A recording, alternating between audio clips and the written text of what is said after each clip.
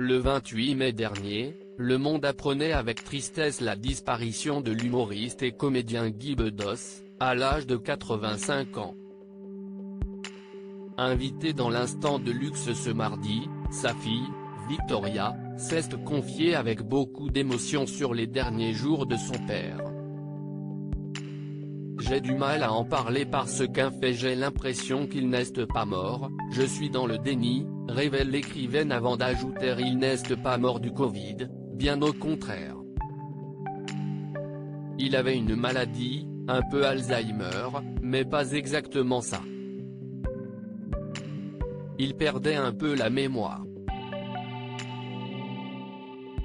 Bouleversée, Victoria Bedos explique que le confinement aurait précipité la mort de l'acteur, lui qui ne supportait plus cette réalité-là.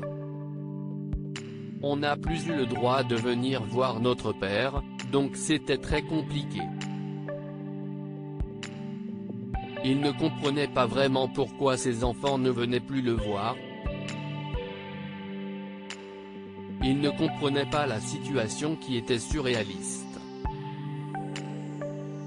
On avait beau lui dire par FaceTime, « Papa, on n'a pas le droit de venir te voir. On est interdit parce que si on vient, on peut te donner une maladie qui va te tuer », confie Victoria Bedos. Mon père aurait préféré choper le Covid que de ne pas voir ses enfants.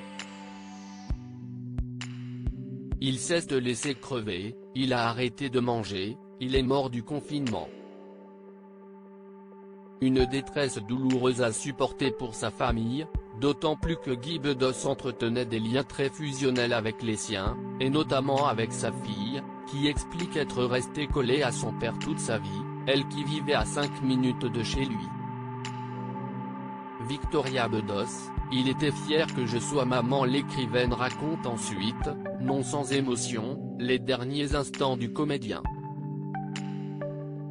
Il a vu ma fille avant de mourir, il a joué avec elle, j'ai des photos, il était très fier que je sois maman, confie Victoria Bedos, en larmes. On était un clan et quand le chef du clan meurt c'est très dur. Puis de conclure, on est un peu comme amputé de quelque chose. Si est difficile de retrouver notre équilibre, mais on va le faire.